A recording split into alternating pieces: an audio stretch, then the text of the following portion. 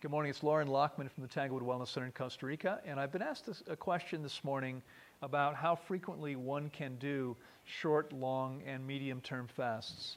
And I think before getting to that question, let's take a look at the various fast lengths, and look at the process to help us understand what's really useful to do and what may not be so useful to do. Short-term fasts for you, what does that mean? 3 days. Up to 3 days long. Okay, so how often can you do a 3-day fast? I don't really know the exact answer. I've experimented myself 20 plus years ago, fasting 3 days every month. And then I realized something. As I learned more about the process, I understood that it takes the average body 2.5 to 3.5 days to begin to get into ketosis, and 10 to 11 days to be fully there. So fasting for 1, 2, or 3 days, I would say, what's the point? Now, some people would say, are you kidding? Have you seen the research that was published just 6 months ago? So I've talked about this here. The research that said your immune system was completely renewed in 3 days.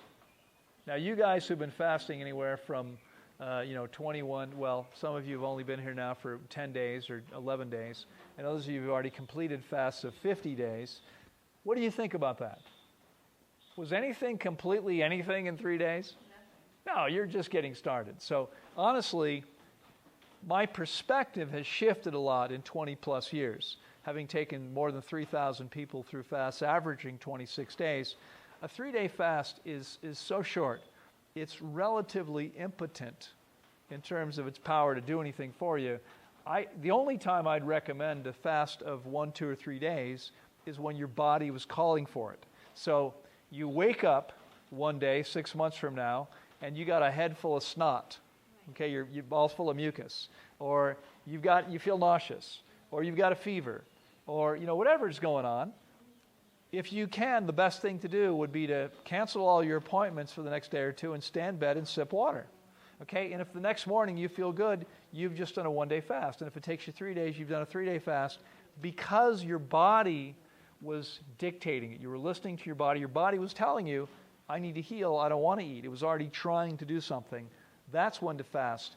I would not plan on doing fasts that short because I don't think there's much benefit in it, and because every time you do it, you consume some muscle. Remember, okay, in the third stage of the process, the body's consuming primarily muscle. This goes on for anywhere from 1 to up to about 2 days, depending on your body composition. And it's funny, most people don't think much of this. I may have mentioned this once to you guys before, some of you, but about a month and a half ago, I got an email from a young woman who first contacted me maybe 2.5, 3 years ago. And she said at the time, I'd like to come fast with you. I'm going to see what I can figure out. And it never happened. She's never been here. She's never worked with me via Skype. In the meantime, she would send me these emails with questions, et cetera, et cetera.